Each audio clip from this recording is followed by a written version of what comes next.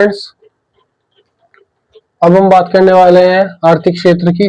तो हम देखते हैं महाजनपद काल की जो है आर्थिक स्थिति कैसी थी। तो हम देखते हैं कि जो महाजनपद काल का समय है, मतलब 600 से 400 बीसी का जो समय है, उसमें जो है आपका पर्याप्त जो है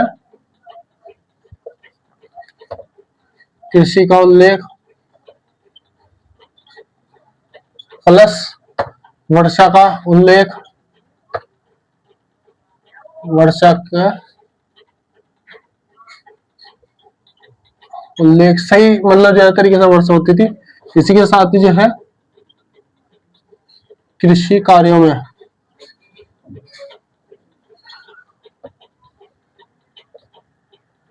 दासों कृषि कार्यों में दासों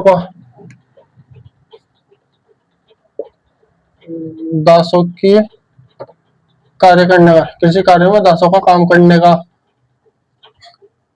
का उल्लेख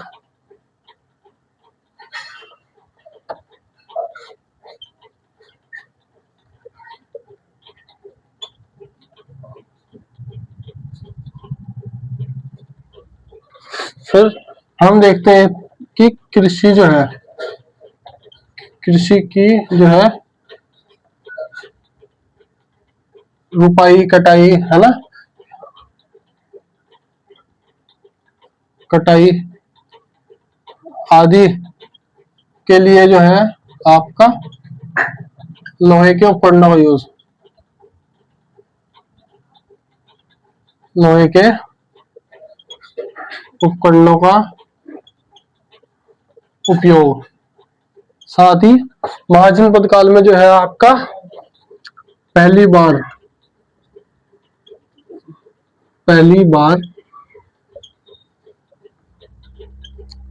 सही तरीके से जो है लोहे के उपयोग करने के साक्ष्य है,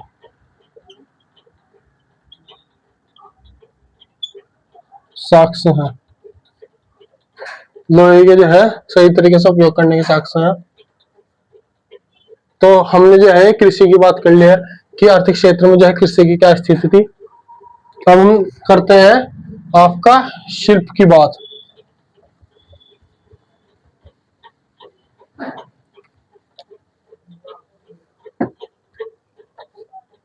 हम इसमें शिल्प की बात करते हैं। तो शिल्प के स्तर पे हम क्या देखते हैं कि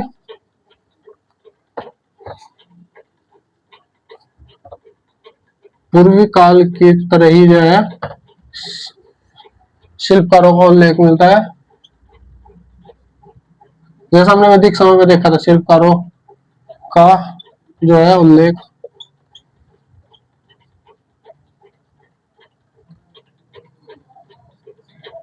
बड़े स्तर पर जो है, बड़े स्तर पर क्या होता है, बड़े स्तर पर जो है आपका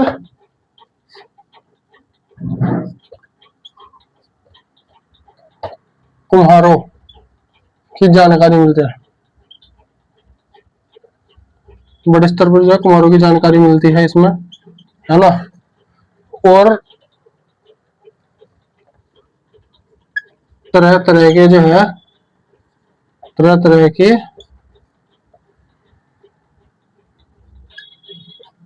शिल्प संबंधी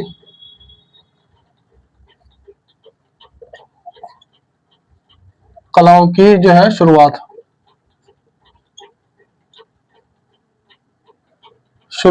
देख सकते हैं हम। तो ये हमने शिल्प की बात कर ली। फिर हम बात करते हैं सिक्के की। तो इसमें जो है मतलब जैसे हमने देखा है पाषाण काल, फिर हमने देखा है हड़प्पा काल, और हमने जैसे वैदिक समय देखा, तो हम देखते हैं कि महाजनपद काल में पहली बार फर्स्ट जो है टाइम फर्स्ट टाइम कॉइन का यूज होता था, सिक्के का उपयोग। और वो सिक्का जो है, सिक्का कौन सी धातु का था वो? आज सिक्का बोलता हूँ उसे, आज या पंच मार्क, पंचमार्क सिक्का,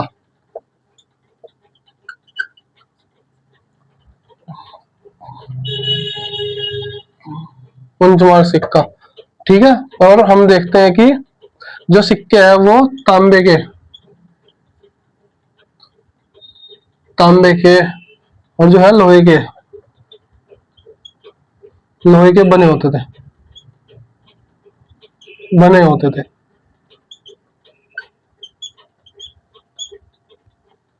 लोहे के जो है बने होते थे। हमने सिक्कों की बात कर लिया। फिर हम देखते हैं आपका, ये मैं ऐसे मिटा देता हूँ। हमने कृषि की बात कर ली, हमने जो है शिल्प की बात कर ली, हमने सिक्कों की बात कर ली। अब हम देखते हैं आर्थिक स्थिति में व्यापार की। तो व्यापार की क्या स्थिति, तो व्यापार में हम देखते हैं कि पूर्व काल की तरह ही जो है आपका बाह्य और आंतरिक क्षेत्रों में व्यापार का उल्लेख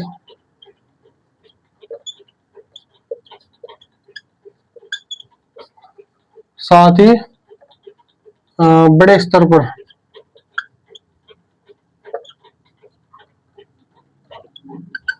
जो है मध्य एशिया व दक्षिण एशिया से व्यापार का जो है उल्लेख मिलता है। बंदरगाहों की जानकारी मिलती है, बंदरगाहों बंदरगाहों की जानकारी। तो ये जो है व्यापार की जो है हमें जानकारी मिलती है इस तरीके से।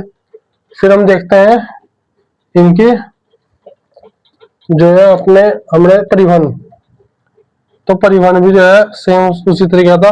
मैं लिखूंगा, मैं ऐसे बता देता हूँ कि परिवहन जो है, परिवहन भी जो है आपका पहले की तरह ही होता था। तो ये हमने इसकी आर्थिक स्थिति की जैसे बात कर ली, इसमें हमने कृषि के बारे में देख लिया, इसमें जो है हमने आपका शिल्प के बारे में देख लिया, सिक्कों के बारे में देख लिया, व्यापार के बारे में देख लिया, और परिवहन जो है पूर्व मध्यकाल की तरह ही परिवहन होता था। तो अब हम बात कर लेते हैं इसकी सामाजिक स्थिति की, कि सामाजिक स्थिति कैसी थी। तो है समाज सामाजिक स्थिति, सामाजिक,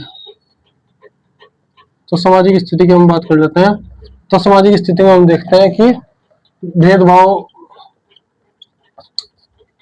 भेदभाव की जो है स्थिति, भेदभाव की स्थिति बनी हुई थी। चार वर्ण, चार वर्णों का उल्लेख उल्लेख जो है अब जन्म के आधार पर साथ ही जो जैसे महाजनपद है, तो बड़े बड़े राज्य है, तो उनमें आपस में जो है लड़ाई झगड़े है ना, एक दूसरे पर जो है आक्रमण होते थे।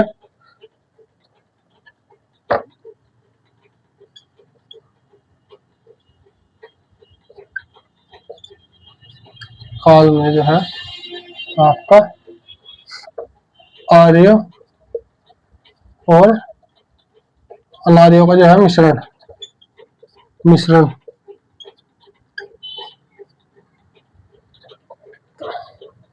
ठीक है। महिलाओं की स्थिति में हम देखते हैं, महिलाओं की स्थिति बेहतरीन थी, बेहतरीन, किंतु उपनयन का जो है उपनयन संस्कार का जो है अधिकार जो है छीन लिया था, छीन लिया गया था। अपने संस्कार का जो है अधिकार छीन लिया गया था। ठीक है, फिर हम बात करते हैं इनके पहनावा। तो पहनावा तो पहले की तरह ही जो पूर्व मध्य काल है उसमें जो है धीरे धीरे जो है पहनावे के तरीके से भी जो है चेंजेस हुए। और जो शाकाहारी जो है, जो भोजन है वो शाकाहारी मांसाहारी दोनों, शाकाहारी जो है अत्यधिक प्रचलन के रूप में, क्योंकि उस समय जो है बौद्ध और जैन जो है दोनों धर्मों का जो है उदय हो चुका था। तो उनके जो है सामाजिक कार्यों से है ना, तो जो शाकाहारी है, शाकाहारी वर्ग जो है बढ़ रहा था बड़ी मात्रा में। तो ये जो है इसकी सामाजिक स्थिति की बात कर ली। महाजनपद काल जो है वो मैं कहूं तो द्वितीय शहरीकरण, द्वितीय शहरीकरण जो है मैं इसको बोल सकता हूँ। और बोल सकता हूँ क्या, बोलते ही है ना, हम इसे जो है द्वितीय शहरीकरण, द्वितीय शहरीकरण का नाम देते हैं, क्योंकि हमने देखा है कि सिंधु घाटी सभ्यता जो है वो पहला शहरी जो है शहर के रूप में माना जाता है, पहला शहरीकरण माना जाता है। उसके बाद महाजनपद काल जो है उस श्रेणी में आता है। साथ ही हम देखते हैं कि महाजनपद काल में इस तरीके से जो है बड़े बड़े जो है साम्राज्य बने। और उसमें जो है मगध जो है आपका, मगध मगध जो है शक्तिशाली राज्यों के रूप में, शक्तिशाली राज्य के रूप में जो है स्थापित हुआ, राज्य के रूप में स्थापित हुआ। मगध जो है तीनों, ये तीनों दिशाओं से जो है, ये तीनों ओर से जो है घिरा हुआ था।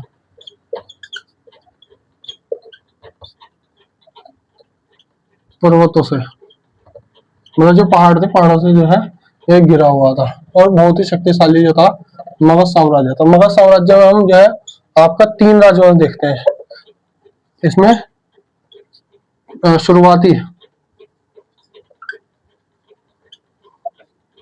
शुरुआती राजवंशों का हमने वैसे राजनीति की स्थिति की बात कर लिया।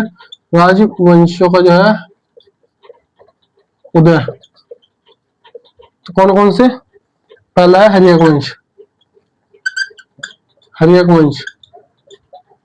दूसरा है आपका नागवंश। तीसरा है आपका नंदवंश।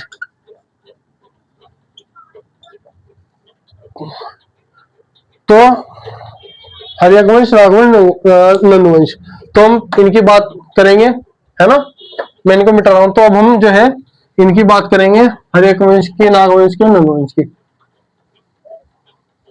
तो ये महाजनपद काल में जो हम ये देखते हैं।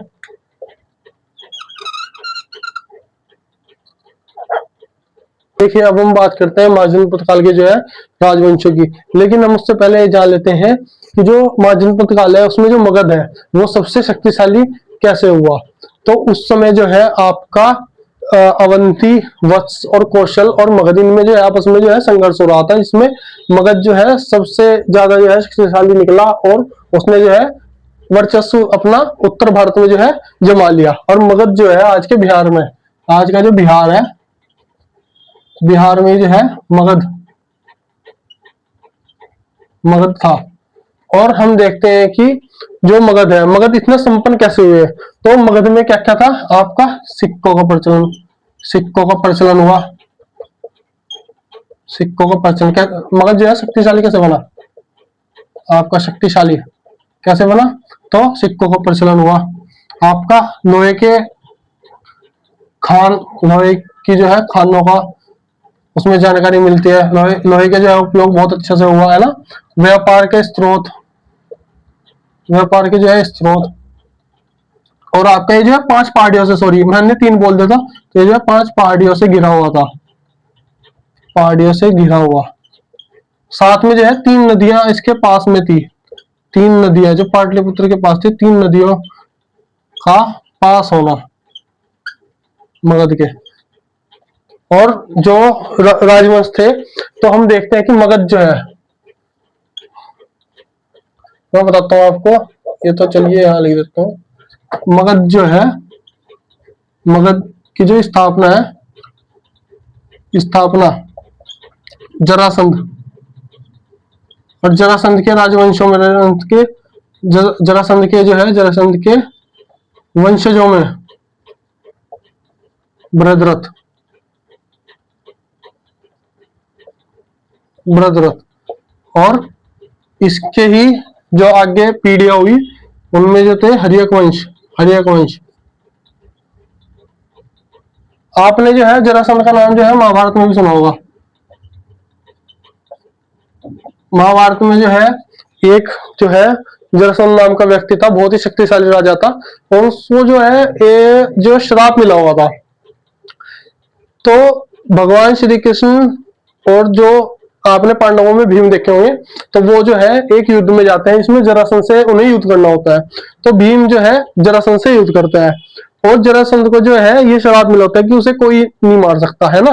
तो उसको जो है, उसको अगर कोई उसके जो है हिस्से से अलग कर दे शरीर के, मतलब उसे बीच में से कोई फाड़ दे, तो जो है और अलग अलग दिशाओं में घेर दे, अलग अलग दिशाओं में जो है फेंक दे, तो वो आपस में नहीं मिलने का और वो दोबारा जो है जीवित नहीं होने का जरासंध। तो भगवान श्री कृष्ण ने जब भीम और जो जरासंध का युद्ध हो रहा था, तो उसमें जो है लड़ाई बज रही थी, तो उसको जो है अंत करने के लिए भगवान श्री कृष्ण ने एक लकड़ी उठाई, और लकड़ी से जो है भीम को आइडिया दिया कि इसको जो है बीच में से पकड़ के फाड़ के और अलग अलग दिशाओं में फेंक दो। इसी तरीके से जो है भीम ने किया, और जरासंध का जो है आपका विनाश हुआ। तो ये तो हो गई महाभारत काल की बात है ना। तो महाभारत काल में ऐसे हमें अपने राजवंशों का उल्लेख मिलता है। पांचाल हो गया, आपका मगध हो गया है ना, काशी नरेश हो गया है ना, और भी राजवंश है। तो इस तरीके के जो है राजवंशों का उल्लेख मिलता है।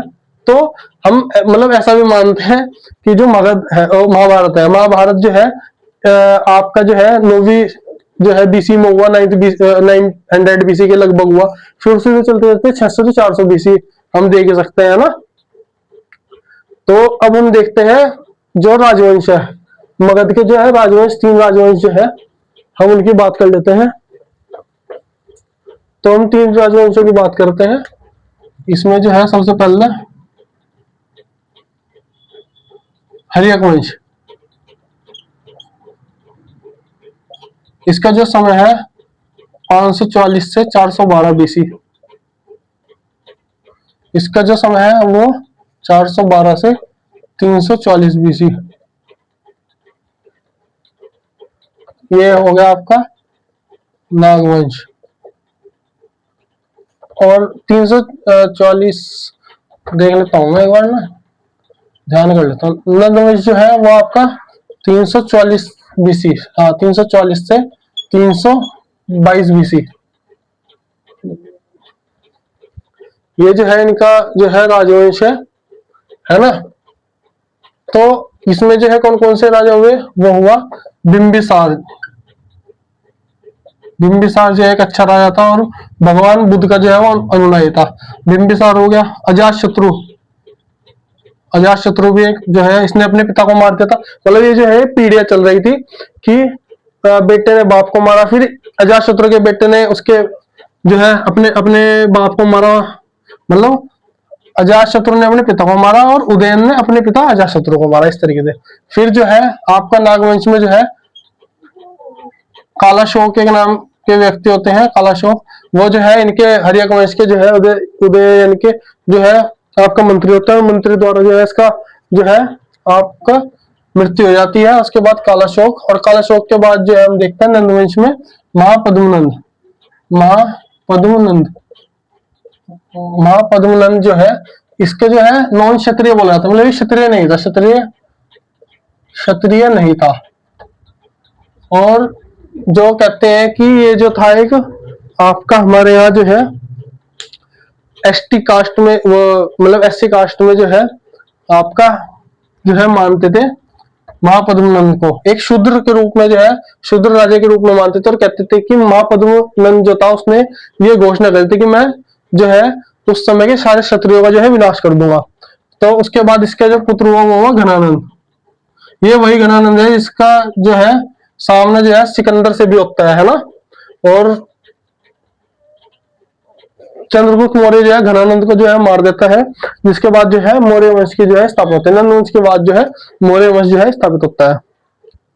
तो हम इनके बारे में जो है डिटेल में नहीं जानेंगे, है ना, थोड़ी थोड़ी बात पढ़ के। या वैसे ही ये जो राजवंश है इतने महत्वपूर्ण नहीं है ना। तो इस कारण से हम जो है महाजनपद काल में जो अब देखते हैं वो देखते हैं आपका, इनकी थोड़ी थोड़ी बात करके फिर हम देखते हैं महाजनपद काल का साहित्य। तो मैं इसे मिटा देता हूं।